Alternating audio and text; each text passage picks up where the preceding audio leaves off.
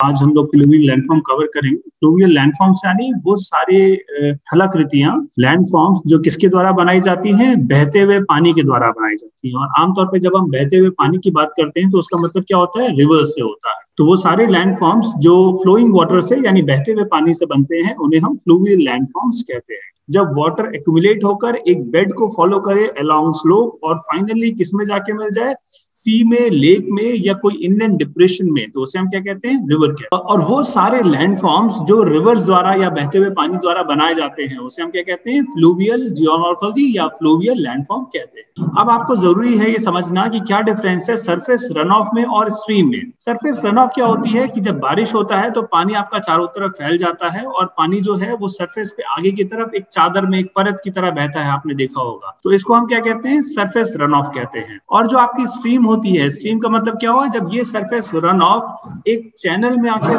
सीमित हो जाए और चैनल को फ्लो करते हुए आगे की तरफ बढ़े तो उसे हम क्या कहते हैं, स्ट्रीम कहते हैं। इसमें रोल किसका इंपॉर्टेंट होता है, स्लोप का, और ग्रेविटी का जो रोल है वो बहुत ज्यादा क्या होता है, महत्वपूर्ण होता है। अब जब हम फ्लूवियल प्रोसेस की बात करते हैं तो जो रिवर्स है उनका जियोलॉजिकल वर्क 3 तरह का है, ठीक है। ये जियोलॉजिकल वर्क क्या है, 3 फेज वर्क है। ये 3 फेज वर्क क्या है, पहला है इरोजन, दूसरा ट्रांसपोर्टेशन और तीसरा डिपोजिशन। यानी आपके रिवर क्या करेंगे, इरोजन करेंगे, ट्रांसपोर्टेशन करेंगे और डिपोजिट करेंगे। जो भी रॉक्स उनके रास्ते में आएंगे वो उसको अपरदित करेंगे, इरोड करेंगे। फिर जो पानी में फ्लो है वो उस इरोडेड मटेरियल को लेके आगे की तरफ बहेगा, जिसे हम ट्रांसपोर्टेशन, परिवहन कहेंगे। और फाइनली वो जो इरोडेड मटेरियल है उसको वो कहीं पे ले जाके क्या कर देगा, डिपोजिट कर देगा रिवर। जहां पे उसे डिपोजिट करेगा वही आपका क्या हो जाएगा, डिपोजिशन हो जाएगा। यानी जो आपका फ्लूवियल प्रोसेस है ये 3 फेज वर्क है, जिसमें इरोजन, ट्रांसपोर्टेशन और डिपोजिशन, अपरदन, परिवहन और निक्षेप जो है वो सम्मिलित है। टाइप ऑफ फ्लूवियल इरोजन की बात करते हैं तो टाइप ऑफ फ्लूवियल इरोजन के बारे में हम लोगों ने पहले भी डिस्कशन किया था आपसे। तो आपका जो फ्लूवियल इरोजन है वो जो है वो आपका या तो वो सॉल्यूशन है, सॉल्यूशन कोरोजन, यानी पानी जब क्या करता है, जो रॉक्स हैं उनके मिनरल्स को अपने में डिसॉल्व कर लेता है और उसे इस तरीके से अपरदित करता है, तो सॉल्यूशन कहते हैं।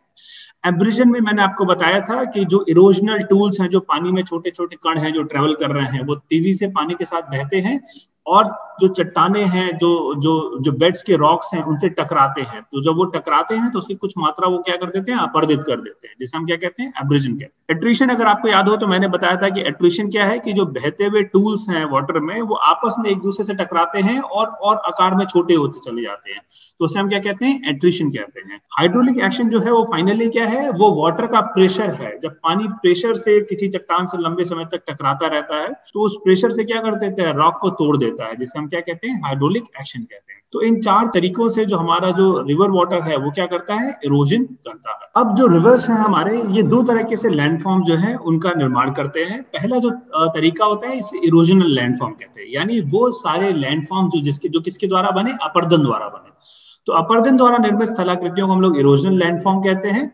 और फिर फाइनली वो जो मटेरियल जिसे उसने अपरदित किया है नदी में, उसे वो ट्रांसपोर्ट करके कहीं ना कहीं डिपॉजिट कर देती है। तो जब उसे डिपॉजिट करती है तो वो लैंडफॉर्म्स जो निक्षेप द्वारा बनते हैं उन्हें हम क्या कहते हैं, डिपोजिशनल लैंडफॉर्म्स कहते हैं। तो चलिए पहले हम लोग डिस्कस करते हैं इरोजनल लैंडफॉर्म्स के बारे में। इरोजनल लैंडफॉर्म्स में जो सबसे पहला आपका लैंडफॉर्म है इसे हम वी शेप वैली कहते हैं, वी आकार की घाटी। अगर आप कभी पर्वतीय क्षेत्रों में गए हो तो आपने देखा होगा कि नदियां क्या बनाती हैं, वी आकार की घाटी बनाती हैं, क्योंकि इनका आकार जो है वो अंग्रेजी के वी अक्षर के समान होता है। तो इसे हम क्या कहते हैं, वी शेप वैली। आप देख सकते हैं, ये देखिए नीचे जो है ये पर्वतीय क्षेत्र में ये नदी बह रही है और ये जो पूरी घाटी है ये किस तरह की है, वी आकार की है, ठीक है। तो इसी को हम क्या कहते हैं, इसी को हम कहते हैं वी शेप वैली। अब ये जो वी आकार की घाटी होती हैं, जो कि नदियां कहाँ बनाती हैं, पर्वतीय क्षेत्रों में बनाती हैं, बिल्कुल वहां पे जहां उनकी शुरुआत होती है, प्रारंभ होता है। इसको हम 2 भाग में बांटते हैं। तो वी आकार की घाटी आपकी गॉर्ज हो सकती है या क्या हो सकती है, कैनियंस हो सकती है। तो वी आकार की घाटी कितने तरह की होती है, 2 तरह की होती है। एक को हम कहते हैं गॉर्ज और दूसरे को हम कहते हैं कैनियन। जो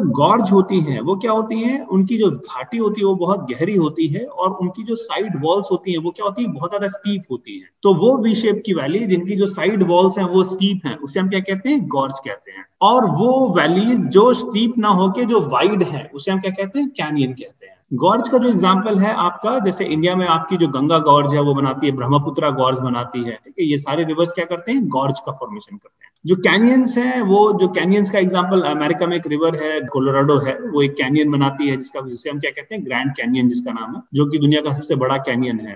तो वो किसका एग्जाम्पल है, वो कैनियन का एग्जाम्पल है। तो अगर इस इमेज में आप देखें तो ये देखिए, ये रिवर है, इसकी जो साइड की स्लोप है, जो वॉल है, आप देखिए बहुत स्टीप है।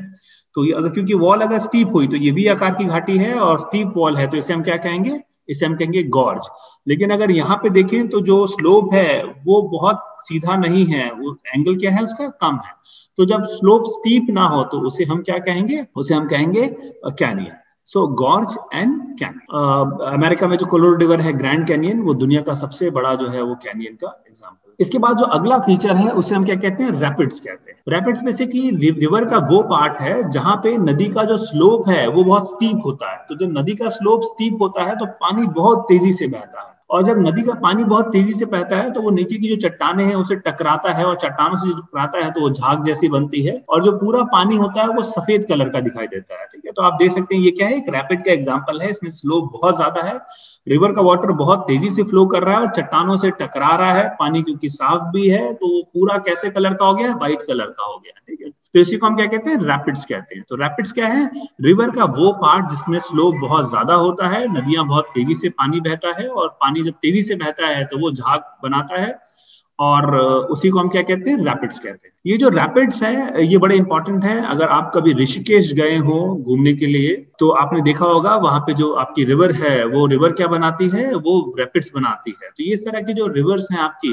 उसमें होता क्या है कि ये जो पानी तेजी से फ्लो कर रहा है, तो यहाँ पे एक तरह का स्पोर्ट्स होता है, अगर आपने कभी सुना हो, उसे कहा जाता है व्हाइट वाटर राफ्टिंग, ठीक है, या रिवर राफ्टिंग भी कहा जाता है। तो व्हाइट वाटर राफ्टिंग या रिवर राफ्टिंग के लिए आपको किसकी जरूरत होती है, रैपिड्स की जरूरत होती है। तो ऋषिकेश अगर आप गए हो तो आपने देखा होगा वहां पे जो रिवर है आपका, वहां रिवर बहुत तेजी से फ्लो कर रही है एक खास पोर्शन में, और लोग वहां पर रिवर राफ्टिंग करते हैं। तो जो रैपिड्स है वो किसके लिए इंपॉर्टेंट है, वो रिवर राफ्टिंग के लिए है, इंपॉर्टेंट है। और रिवर राफ्टिंग क्या है, बेसिकली एक गेम है रिवर राफ्टिंग। इसके बाद आता है आपका वाटरफॉल्स, जलप्रपात। जलप्रपात होता क्या है कि जब भी रिवर फ्लो कर रही हो और अचानक से उसकी जो बेड है वो क्या हो जाए, वर्टिकल हो जाए।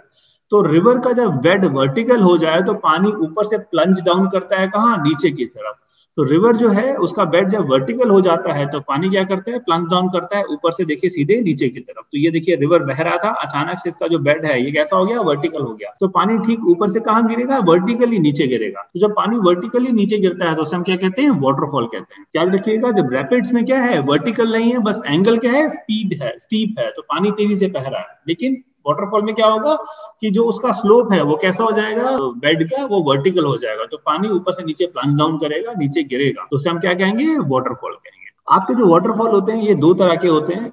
एक को हम कहते हैं कैस्केड और दूसरे को कहते हैं कैटरैक्ट। कैस्केड मतलब ये होता है कि जब पानी जो है वो नीचे की तरफ डिसेंड करे थ्रू सीरीज ऑफ लीप्स, तो उसे हम क्या कहते हैं, कैस्केड्स। क्या होना चाहिए, छोटे छोटे स्टेप्स होने चाहिए, लीप्स होने चाहिए। दूसरा होता है कैटरैक्ट। कैटरैक्ट क्या होता है, ये क्या होता है, सीरीज ऑफ स्टेप वाटरफॉल, और इसका स्टेप वाटरफॉल होते हैं और ये साइज में बहुत बड़े होते हैं। अगर आपको याद हो तो मैंने आपको फॉल्ट्स पढ़ाए थे, तो मैंने आपको स्टेप फॉल्ट्स पढ़ाए थे, और मैंने आपको बताया था कि महानदी 100 से ज्यादा स्टेप फॉल्ट्स में होते हुए बहती है। तब जब वाटरफॉल है वो नंबर ऑफ स्टेप फॉल्ट से होके आगे की तरफ बढ़े और कई स्टेप फॉल्ट्स आए, तो ऐसे नंबर ऑफ स्टेप फॉल्ट जब एक साथ पड़े रिवर के बेड पे आसपास पड़े तो उसे हम क्या कहते हैं, कैटरैक्ट कहते हैं। कैटरैक्ट हमेशा कैसा होगा, लार्ज इन साइज होगा, जबकि कैस्केड क्या होगा, स्मॉल इन साइज। आप देखिए ये क्या है, ये आपका कैस्केड है, बस छोटे से स्टेप हैं, छोटे छोटे स्टेप्स हैं जिनसे होके झरना क्या कह रहा है, आगे की तरफ बह रहा है, जो जलप्रपात है वो आगे की तरफ बढ़ रहा है, तो ये क्या हुआ, कैस्केड। लेकिन अगर आप ये देखें तो ये क्या है, कैटरैक्ट। क्यों, क्योंकि यहाँ पे देखिए एक फॉल्ट है, यहाँ पे इस फॉल्ट लाइन के साथ ये जमीन नीचे चली गई है, फिर ये दूसरी फॉल्ट लाइन है, इस फॉल्ट लाइन के साथ नीचे चली गई है। तो ये रिवर जो फोल्ड है वो ये जो वाटरफॉल है किसमें होके बह रहे हैं, फॉल्ट से होते हुए बह रहे हैं, डिफरेंट फॉल्ट से, तो उसे हम क्या कहेंगे, कैटरैक्ट। तो कैस्केड एंड कैटरैक्ट। नेक्स्ट जो है फीचर, इसे हम कहते हैं पॉटहोल्स। पॉटहोल्स क्या है, ये बेसिकली सिलेंड्रिकल होल्स होते हैं, कहाँ पे, रिवर बेड में। तो रिवर बेड में जो सिलेंड्रिकल होल्स होते हैं उसे हम क्या कहते हैं, पॉट होल्स कहते हैं।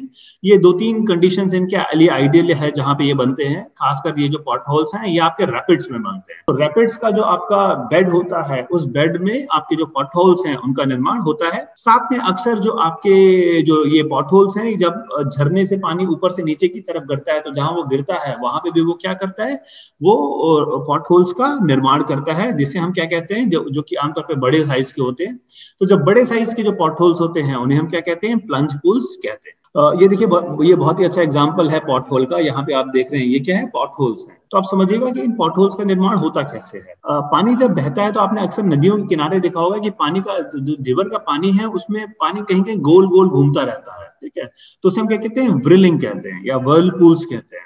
तो रिवर्स के किनारे आप खड़े हो तो आप देखेंगे अक्सर जो पानी है वो क्या कहते हैं, सर्कुलेटरी मूवमेंट में वो गोल गोल घूमता है, जिसे हम क्या कहते हैं, जिसे हम व्हिर्लपूल्स कहते हैं। अक्सर होता यह है कि जब पानी ये गोल गोल घूम रहा होता है तो होता यह है कि बेड के नीचे छोटा सा क्या होता है, एक डिप्रेशन होता है। पानी जब गोल घूमता है तो होता क्या है कि पानी अपने साथ छोटे छोटे इरोजनल टूल्स को भी लेके घूमता है। तो वो जो इरोजनल टूल्स हैं वो किसका काम करते हैं, वो ड्रिल मशीन की तरह काम करते हैं और धीरे धीरे ये छोटा छेद है इसको उस आकार में क्या कर देते हैं, बड़ा कर देते हैं। तो आप देख सकते हैं यहाँ पे एक छोटा सा डिप्रेशन था, पानी इसमें ड्रिलिंग शुरू हुई तो इरोजनल टूल्स ने इसको काट काट के क्या करना शुरू किया, बड़ा करना शुरू किया और आने वाले समय में उसका आकार क्या हो गया, बड़ा हो गया। तो हमारे जो पॉट होल्स हैं उनका निर्माण हो गया। तो आपके जो पॉट होल्स हैं वो कैसे बनते हैं, वाटर की जो व्रिलिंग एक्शन है उस व्रिलिंग एक्शन से जो हमारे पॉट होल्स हैं उनका निर्माण होता है। अगला जो है वो आपका रिवर ट्रेसेस है। रिवर ट्रेसेस जो है वो बेसिकली रिवर जब आपके मैदानी इलाकों में होता है तो रिवर के दोनों जो वैली साइड हैं उन वैली साइड में वो क्या बनाता है, एक सीढ़ीनुमा आकृति बनाता है। इसी को हम क्या कहते हैं, इसी को हम रिवर ट्रेसेस कहते हैं। ये जो रिवर ट्रेसेस हैं ये किसको दिखाती हैं, ये पुराना जो बेड है उसको दिखाती हैं या जो आपके जो पुराने फ्लड प्लेन्स हैं उनको दिखाती है। तो अगर आप देखें तो ये देखिए ये रिवर बह रही है, ये इसका एक ट्रेस है और दूसरा ट्रेस देखिए बहुत ही शानदार ट्रेस अगर आपको दिखाई दे तो यहाँ पे एक रिवर ट्रेस है, ठीक है। और अगर इस तरफ देखें तो ये देखिए दूर आपको रिवर ट्रेसेस दिखाई दे रहे हैं। तो सीढ़ी जो रिवर है उसके दोनों तरफ ये सीढ़ीनुमा जो आकृति है जो किसको रिप्रेजेंट करती है, ओल्ड फ्लड प्लेन को रिप्रेजेंट करती है, उसको हम क्या कहते हैं, रिवर ट्रेसेस कहते हैं। तो ये देखिए यहाँ पे ये इसका एक एनिमेशन है। आप ये देखिए ये रिवर फ्लो कर रहा है और आप ये देख सकते हैं कि ये देखिए ये एक रिवर ट्रेस है, ये दूसरा रिवर ट्रेस है, ये तीसरा रिवर ट्रेस है। इसे T1, T2 और T3 कह के हम क्या करते हैं, रिप्रेजेंट करते हैं। तो आपके जो प्लेन एरियाज में जो रिवर होते हैं उसमें ये ट्रेसेस जो है वो पाए जाते हैं। जैसे जैसे आप ऊपर जाएंगे वैसे वैसे वो पुराने जो फ्लड प्लेन्स हैं उनको क्या करता है, रिप्रेजेंट करता है। अगला जो फीचर है इसे हम कहते हैं रिवर मियांडर।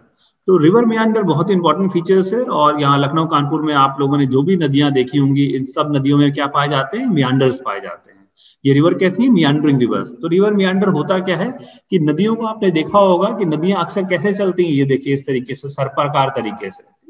तो नदियां जब भी ये सर्पाकार तरीके से चलती हैं तो उसे हम क्या कहते हैं, रिवर मियांडर्स कहते हैं। होता यह है कि जब नदियां मैदानी भागों में पहुंचती हैं तो उनका जो फ्लो होता है वो फ्लो क्या हो जाता है, बहुत ज्यादा कम हो जाता है। तब जब इनका फ्लो बहुत ज्यादा कम हो जाता है तो होता यह है कि वो जो रिवर है वो इसी तरीके से मियांडर करने लगती है। पानी में फ्लो कम होता है और मियांडर करते हुए रिवर आगे पहुंचती है। ये बेसिकली टर्की में एक रिवर है जिसका नाम मियांडर रिवर है। उसी के नाम पे दुनिया भर के ये जो रिवर में ये जो जिसका कोर्स है, इस कोर्स को हम क्या कहते हैं, रिवर मियांडर्स कहते हैं। रिवर मियांडर जो आपके हैं ये इसमें दो तरह के जो स्लोप्स हैं वो पाए जाते हैं। एक को हम कहते हैं कॉन्वेक्स स्लोप और दूसरे को हम क्या कहते हैं, कॉनकेव स्लोप। कॉन्वेक्स स्लोप को हम क्लिफ साइड स्लोप भी कहते हैं और कॉनकेव स्लोप को हम स्लिप साइड स्लोप भी कहते हैं। आइए समझते हैं कॉन्वेक्स और कॉनकेव स्लोप है क्या, क्लिफ साइड स्लोप और स्लिप साइड स्लोप क्या है। अब अगर आप देखें तो ये देखिए ये रिवर है, इस रिवर में एक ये जो स्लोप है ये अंदर की तरफ है जो कॉनकेव है और दूसरा देखिए बाहर की तरफ है जो क्या है, कॉन्वेक्स है। अब ये जो कॉनकेव स्लोप हुआ, होता ये है कि जब रिवर बहती है तो अगर आप बहुत ध्यान से समझिए इसको, अगर फिजिक्स थोड़ा सा लगाएंगे तो जब रिवर बहेगी तो रिवर बहते समय इसके दोनों स्लोप हैं, इस स्लोप का जो एरिया है वो कम है, इस दूसरी जो आपको कॉन्वेक्स स्लोप है उसका एरिया क्या है, ज्यादा है।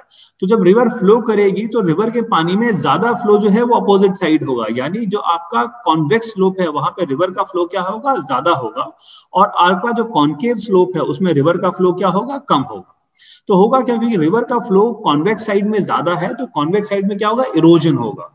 तो जो कॉन्वेक्स साइड होता है वहां पे हमेशा क्या होता है, इरोजन होता है, और जब इरोजन होता है तो वहां पे जो स्लोप होता है वो बिल्कुल वर्टिकल होता है, खड़ा होता है, ठीक है। इसीलिए इसे हम क्या कहते हैं, क्लिफ साइड स्लोप भी कहते हैं, जो आपका कॉन्वेक्स स्लोप है उसे। ये दूसरा जो आपका कॉन्केव स्लोप है जो कि अंदर का तरफ है, यहाँ पे पानी का फ्लो क्या होता है, कंपैरेटिवली कम होता है। क्योंकि पानी का फ्लो कम होता है तो यहाँ पे रिवर क्या करती है, डिपोजिशन करती है। याद रखिएगा, रिवर में पानी का फ्लो जब तेज होगा तो वो अपर्दन करेगी, फ्लो जब धीरे हो जाएगा तो वो क्या करेगी, डिपोजिशन करेगी। तो यहाँ पे वो क्या करती है, कॉन्केव स्लोप में वो क्या करती है, डिपोजिशन करती है। इसलिए अगर आप देखें तो कॉन्केव स्लोप में आपको क्या दिखाई देगा, देखिए ये जो रेत है, आपको मिट्टी जो है वो दिखाई देगी, लेकिन जो आपका कॉन्वेक्स स्लोप है आप देखिए वहां पे आपको कोई डिपोजिशन नहीं दिखाई दे रहा। तो इसी तरीके से आप देखिए यहाँ पे ये जो कॉन्केव है, यहाँ पे देखिए डिपोजिशन दिख रहा है, कॉन्वेक्स साइड में कोई डिपोजिशन नहीं है। यहाँ पे भी कॉन्केव में डिपोजिशन है, कॉन्वेक्स में कोई डिपोजिशन नहीं है। तो इस तरीके से कॉन्वेक्स स्लोप और कॉन्केव स्लोप बनाती है। आप लोग आमतौर पे जब रिवर में जाते हैं, आप अगर यहाँ पे कभी गंगा रिवर में जाएं तो आपके कुछ जो स्लोप हैं, जो कुछ घाट हैं वो कॉन्केव साइड में है, और कुछ घाट जो है वो कॉन्वेक्स साइड में है। तो क्योंकि कानपुर साइड वाले जो घाट हैं वो कॉन्वेक्स में है और उन्नाव वाले कॉन्केव साइड है, तो इसलिए कानपुर के जो घाट हैं उनकी जो स्लोप है नदी की वो क्या है, ज्यादा है। इसलिए ज्यादातर जो लोगों के डूबने के केस होते हैं वो कानपुर साइड में होते हैं। अगर आप ध्यान दें तो उन्नाव साइड में लोग नहीं डूबते हैं। क्यों? क्योंकि उन्नाव साइड क्या है, वो कॉन्केव स्लोप है, और क्योंकि वो कॉन्केव स्लोप है तो वहां पे स्लोप कैसी है, बहुत स्टीप नहीं है, माइल्ड स्लोप है, और रेत का डिपोजिशन क्या है, उस तरफ ज्यादा है। जबकि कानपुर साइड में अगर आप देखें तो आपको घाट में रेत का डिपोजिशन बिल्कुल भी नाक के बराबर दिखाई देगा। तो यहाँ पे स्लोप कैसा है, बिल्कुल स्टीप है, जबकि उन्नाव साइड स्लोप कैसा है, उसकी स्टीपनेस बहुत ज्यादा कम है। तो इस तरीके से रिवर कॉन्केव और कॉन्वेक्स स्लोप जो है उनका निर्माण करती है। तो कानपुर क्लिफ साइड स्लोप है और उन्नाव क्या है, स्लिप स्लाइड स्लोप। उसके बाद जो अगला फीचर है इसे हम कहते हैं ऑक्सबो लेक, हिंदी में गोखुर झील।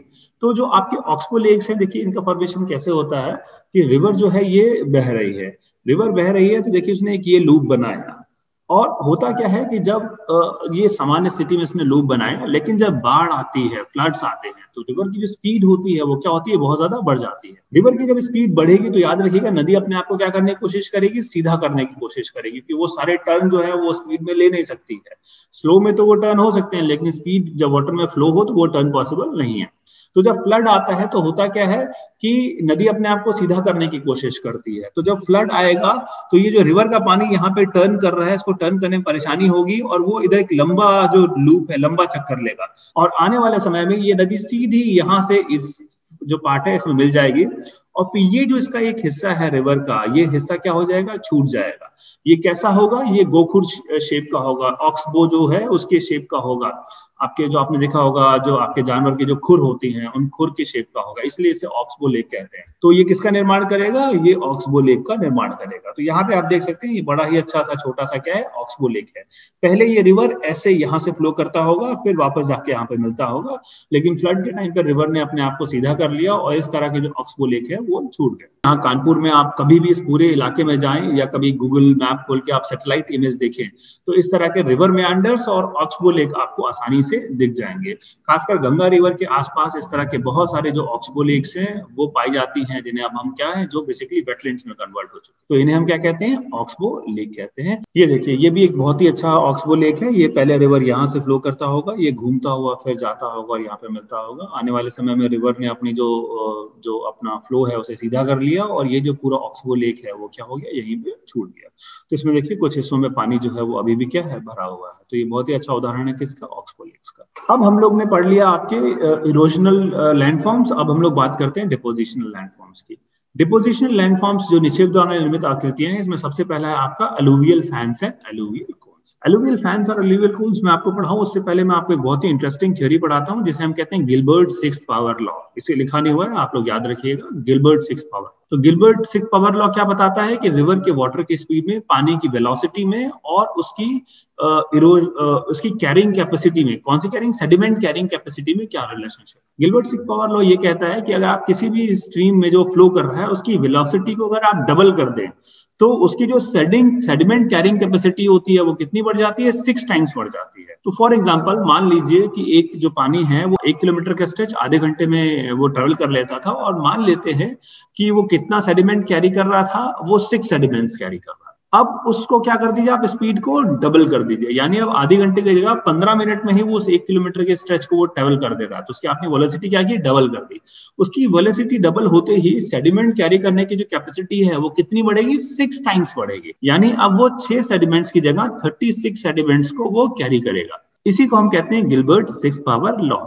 साथ में वो ये भी बताता है कि अगर रिवर की वेलोसिटी को आप कम कर देंगे तो उसकी जो कैरिंग कैपेसिटी है वो कितनी हो जाएगी, 6 टाइम्स कम हो जाएगी। तो वेलोसिटी डबल करिए, आप कैरिंग कैपेसिटी 6 टाइम बढ़ जाएगी। वेलोसिटी को आप कम कर दीजिए, कैरिंग कैपेसिटी क्या हो जाएगी, 6 टाइम्स कम हो जाएगी। तो अब गिलबर्ट 6th पावर लॉ में होता यह है कि जब नदियां जो है वो पर्वतीय क्षेत्रों से एकदम से मैदानी क्षेत्रों में पहुंचती हैं, ठीक है, जिसे हम पदस्थली कहते हैं या फुटहिल्स कहते हैं। तो जैसे ही नदियां पर्वतीय क्षेत्रों से फुटहिल से पहुंचती है, मैदानी भागों में पहुंचती है, उनकी जो वेलोसिटी होती है वो अचानक से खत्म हो जाती है। उनकी जो बहाव होता है वो अचानक से क्या होता है, खत्म हो जाता है।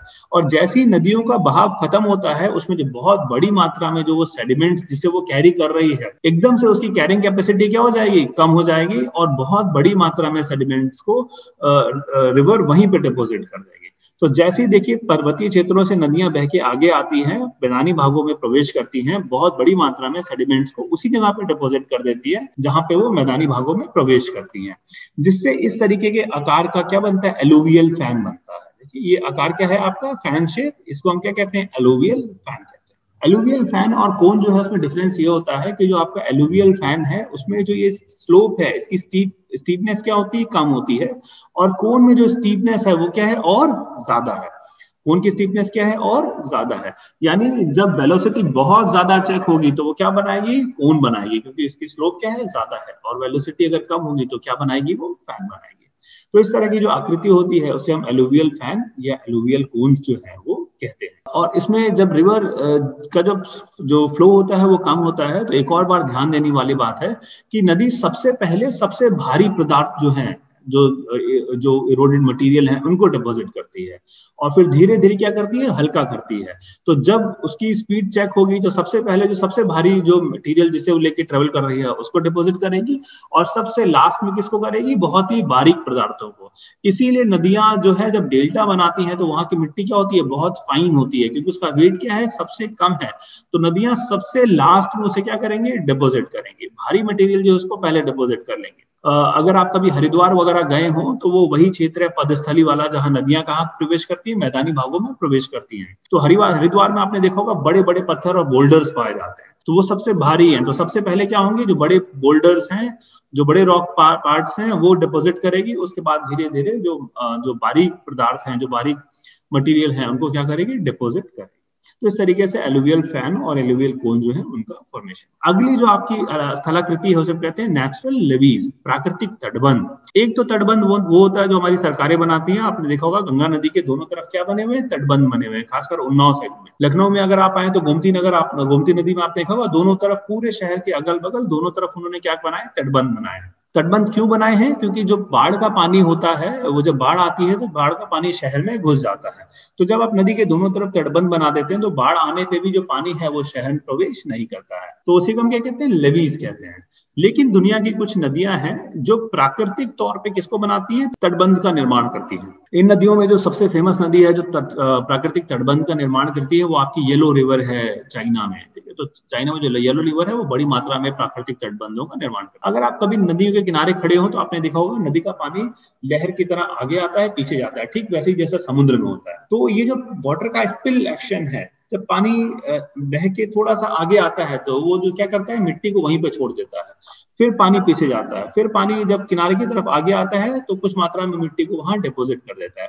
इस प्रक्रिया द्वारा धीरे धीरे वो क्या करता है, अपने दोनों तटों पे बड़ी मात्रा में सेडिमेंट्स को डिपॉजिट कर देता है। तो इससे हमारा नदी के दोनों तरफ किसका निर्माण होता है, एक तटबंध का निर्माण होता है, जो नदी ने किसने कैसे बनाया, प्राकृतिक रूप से बनाया है। याद रखिएगा, ये जो प्राकृतिक तटबंध है ये बड़ी विशाल नदियों में और ऐसी नदियों में जिसमें इरोडेड मटेरियल बहुत बड़ी मात्रा में है वहां निर्माण होता है। तो हमारा यहाँ गंगा के आसपास के इलाकों में इस तरह के तटबंध नहीं मिलते हैं, लेकिन येलो रिवर जो चाइना वाली है वो बड़ी मात्रा में इस तरह के तटबंध बनाती है।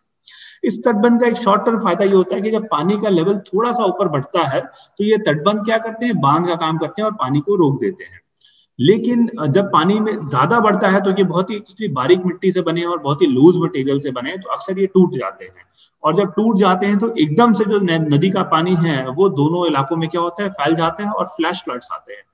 येलो रिवर में कई बार फ्लड्स आए, अगर आप हिस्ट्री देखें तो कई ऐसे फ्लड्स आए जिसमें लाखों लोग मारे गए हैं।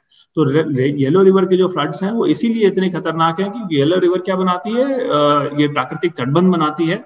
पानी एक समय तक ऊपर बढ़ता रहता है, फिर अचानक से ये जो तटबंध है ये टूट जाते हैं और पूरा पानी जो है एकदम से शहर में पहुंच जाता है, ग्रामीण क्षेत्रों को डुबा देता है। तो बड़ी संख्या में लोग क्या होते हैं, इससे मारे जाते हैं। तो ये जो तटबंध है ये बड़े इंपॉर्टेंट हैं, और कुछ नदियां जो हैं वो इनका प्राकृतिक तौर पे क्या करती है, निर्माण। ये देखिए ये नदी है, इसके दोनों किनारों पे इन तटबंध को आप देख सकते हैं। ये मोटे तौर पे जो तटबंध है ये प्राकृतिक नहीं है, ये मानव निर्मित है, लेकिन इसी तरह के जो तटबंध हैं और वो थोड़े से विशाल भी होते हैं, उनको जो रिवर्स है उनका फॉर्मेशन करती है। इसके बाद अगला जो आपका फीचर है, ऐसे हम कहते हैं याजू स्ट्रीम्स। याद रखिए, बड़ा इंटरेस्टिंग फीचर है याजू स्ट्रीम्स। याजू स्ट्रीम होती क्या है कि जब आपकी जो ये रिवर है, रिवर के बगल बगल में अगर आपका एक ऐसा चैनल बन गया जिसमें इसकी जो ट्रिब्यूटरी नदी है, यानी एक नदी की जो सहायक नदी है, अगर उस मुख्य नदी के बगल बगल एक क्या बना के बेड बना के चले, एक चैनल में चले, तो उसे हम क्या कहते हैं, याजू स्ट्रीम कहते हैं। यानी याजू स्ट्रीम क्या है कि वो सहायक नदी जो मुख्य नदी के समानांतर चलती है लंबे समय तक या कुछ देर तक, तो उसी स्ट्रीम को हम क्या कहते हैं, याजू स्ट्रीम्स कहते हैं। इसके बाद जो हमारा अगला टॉपिक है दैट इज डेल्टा। ठीक है, आखिर में नदी क्या बनाती है, डेल्टा का निर्माण करती है। डेल्टा जो है, एक फेमस जोग्राफर हुए जिनका नाम था हेरोडोटस। अगर आप लोगों को पता हो तो हेरोडोटस क्या है, फादर ऑफ हिस्ट्री भी है। तो हेरोडोटस फेमस जोग्राफर है जिन्होंने सबसे पहले डेल्टा जो टर्म है, डेल्टा शब्द का इस्तेमाल किया। डेल्टा शब्द एक्चुअली ग्रीक शब्द है, और ग्रीक में अगर आपको पता हो तो जो ट्रायंगल होता है उस ट्रायंगल को हम क्या कहते हैं, डेल्टा कहते हैं। एक्चुअली हेरोडोटस जो है वो नील नदी के सामने एक ऊंचे इलाके पे चले गए और उन्होंने नील नदी के डेल्टा को देखा तो उनका वो ट्रायंगल शेप का दिखाई दिया। जब उनको वो ट्रायंगल शेप का दिखाई दिया तो उसी को उन्होंने क्या कहा, डेल्टा का। तो हेरोडोटस ने सबसे पहले डेल्टा शब्द का यूज किया, और डेल्टा क्या है, बेसिकली ग्रीक वर्ड जो है डेल्टा उससे लिया गया। डेल्टा मोटे तौर पे अपना कितने तरह के होता है, 3 तरह के डेल्टा होते हैं। पहला डेल्टा आपका आर्क्यूरेट डेल्टा है, दूसरा बर्डफ्लूट डेल्टा है, और तीसरा कस्पेट डेल्टा है। चलिए एक एक करके इसको देखते हैं। सबसे पहला आपका आर्क्यूरेट डेल्टा। आर्क्यूरेट डेल्टा जो है अगर आप देखें तो ये जो है वो नील नदी का डेल्टा है, और ये किसका एग्जांपल है, आर्क्यूरेट डेल्टा का एग्जांपल है। इस डेल्टे में खास बात यह है कि पहली बात तो ये ट्रायंगल है, लेकिन इसका वो पार्ट जो समुद्र से मिला हुआ है ये समुद्र की तरफ प्रोपोगेटेड होता है, आगे की तरफ निकला होता है। क्यों? क्योंकि नदी जो बड़ी मात्रा में सेडिमेंट ले जा रही है उसको आगे पार्ट में धीरे धीरे डिपोजिट करती जा रही है, तो उसका हेडवर्ड जो है वो एक्सटेंशन हो रहा है। ये जो इसका हेडवर्ड एक्सटेंशन है इसी को हम क्या कहते हैं, सीवर्ड जो ग्रोथ है, इसी सीवर्ड ग्रोथ को हम क्या कहते हैं, प्रोग्रेडेशन कहते हैं। इसे हम क्या कहते हैं, प्रोग्रेडेशन। तो जो आपके आर्क्यूरेट डेल्टा है इसके जो एग्जाम्पल हैं, जैसे नील नदी का डेल्टा और आर्क्यूरेट डेल्टा का एग्जाम्पल है, और सबसे इंपॉर्टेंट जो हमारा गंगा का डेल्टा है, ठीक है, जिसे सुंदरवन का डेल्टा भी कहते हैं। ये गंगा डेल्टा जो भी है वो भी किसका एग्जाम्पल है, आर्क्यूरेट डेल्टा का एग्जाम्पल है। साथ में आपकी Rhine River, Niger, Yellow River, Indus, Danube, Lena, ये सारी नदियां किसको बनाती हैं, आर्क्यूरेट डेल्टा को बनाती हैं। यानी दुनिया में ज्यादातर जो हमारे डेल्टा है वो आर्क्यूरेट डेल्टा की तरह होते हैं, जो सीवर्ड क्या होते हैं, प्रोपोगेटेड होते हैं, जिसे हम क्या कहते हैं, जिस प्रोसेस को हम प्रोग्रेडेशन कहते हैं।